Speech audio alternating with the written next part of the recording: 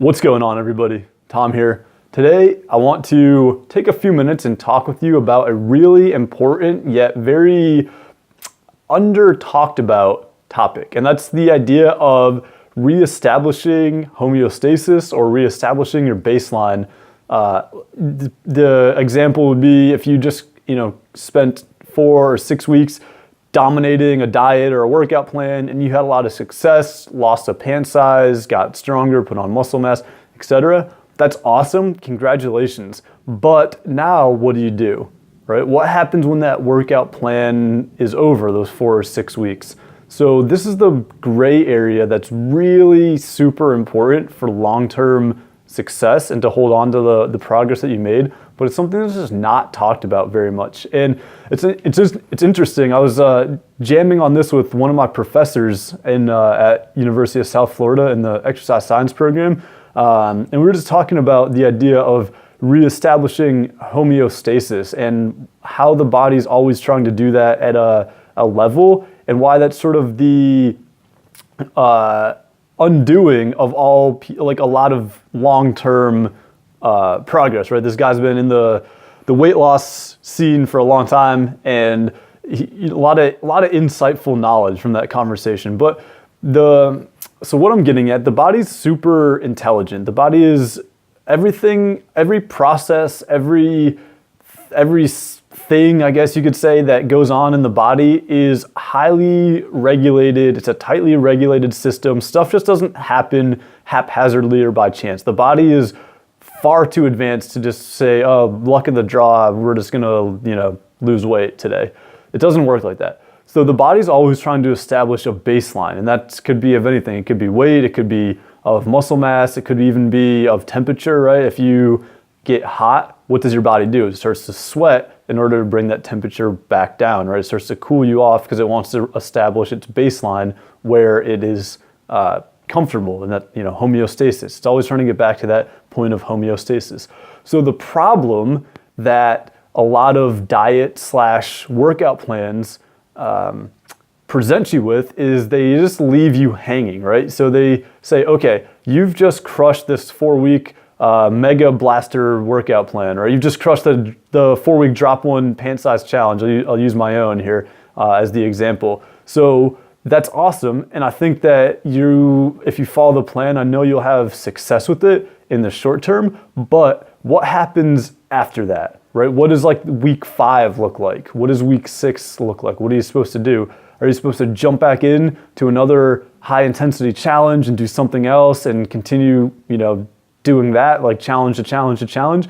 Or is there something else that you should be doing? So that's what I want. The idea of reestablishing your baseline is so important, because if you don't give your body a chance to adjust to the changes you just made, then you're playing with a ticking time bomb, right? Your progress is almost certainly going to unravel if you just keep jumping from challenge to challenge to challenge, because eventually your body's going to, for lack of a better word, override your system and just be like, yeah, no, I don't haven't really had time to adjust. There's a lot of changes being made. I'm just going to start doing my own thing. And again, it's got these very advanced evolutionary systems that can start to override your progress. Like, you can't just diet down forever, right? The body will adjust metabolism and total energy expenditure and basal metabolic rate and all these things, right, to establish a baseline, to get back to homeostasis. So it will be like trying to drive a car with an e-brake on. It'll be very, very tough to make much forward progress after a point. So the way that the question should be, after you finish a workout plan or a diet challenge or something, and again, drop one pant size challenge is a 4-week weight loss and exercise plan. It's very well thought out, obviously, but the question should be, what happens next? What happens the day the plan ends? And I don't recommend that you jump into another challenge for at least a few weeks. I recommend that you give your body a chance to adjust to the changes you made, get used to being a little bit lighter, get used to having a little bit more muscle, right? Carrying a little bit more muscle mass, and just give it time to adjust and reset the baseline to the current point. And you can do that in a few different ways. the way I recommend for you is basically to do what I've heard legendary strength coach Dan John call punch the clock or feel good workout. So you're not going in, you're not trying to set a personal record or a world record for a couple weeks. Like 2-3 weeks should be a good window, right, to start to reestablish baseline and sort of dig your heels into the progress you've made. But I don't recommend you try to go in and crush it. Maybe ratchet down the intensity of effort a little bit. So your workout should go in, you should go in and just do basically feel good workouts. Go through the motions, right? Maybe drop back the weight a little bit. You're not going to lose your strength gains or your progress, in just a few weeks, especially if you're continuing to, work out and go through those motions. So that's sort of what the first thing I would do is just kind of ratchet down the intensity, just let the body hang out on the workout side. But on the dietary side too, you can definitely keep up with the intermittent fasting windows that you've developed. But I would recommend building in a few more days of eating real food, right? Eating meals of whole food, giving your body a chance to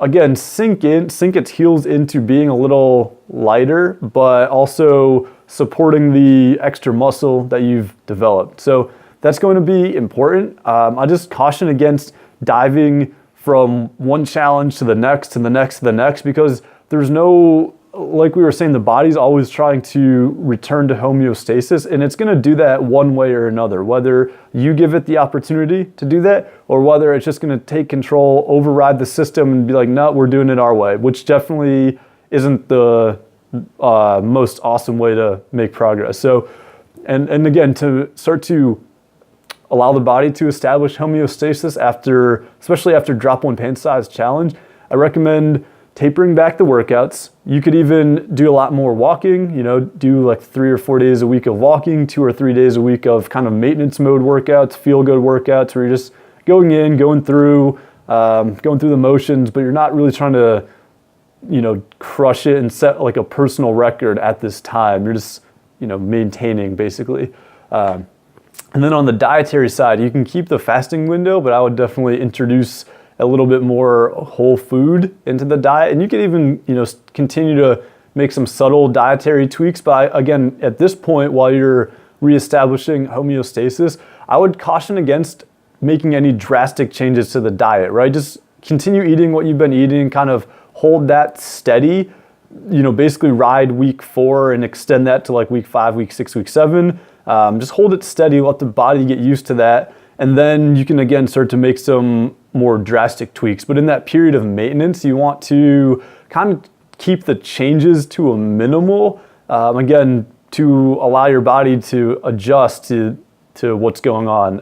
It can't really do that if you're making drastic changes, whether that's to a workout or to a diet or even to sleep, although you could probably never harm yourself by trying to improve your sleep quality always. But that's the gray area that I feel like a lot of plans miss out. And again, the whole point of the drop one pant size challenge is to show you how to do this weight loss and exercise thing. Yes, of course, in the short term, but in the long term, right? And that's why each day has a video associated. That's why we're taking our time with it. We're not in a rush. We're having fun. And we're trying to give you the skills, the tool set to basically lose weight, but then keep it off forever. And that's establishing your baseline again, reestablishing homeostasis in the body is a super important part of a long-term successful plan. You have to let your body, do that basically after the 4 or 6 weeks of crushing a workout challenge or, a workout plan or a diet challenge or something like that. So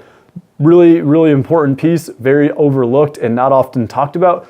But if you have questions, if you have comments, if you just want to, know more about this, drop them into the comment section below or shoot me an email, tom@tomcoffeefitness.com, and let's get the conversation going because this is a huge part of your long-term success strategy. And that's what we're ultimately after, long-term success, not short-term awesomeness and then, regress on all the progress in 6 months. That's not a good look for anybody. So love to hear your thoughts. Love to hear your questions. Looking forward to chatting with you soon. Thank you so much.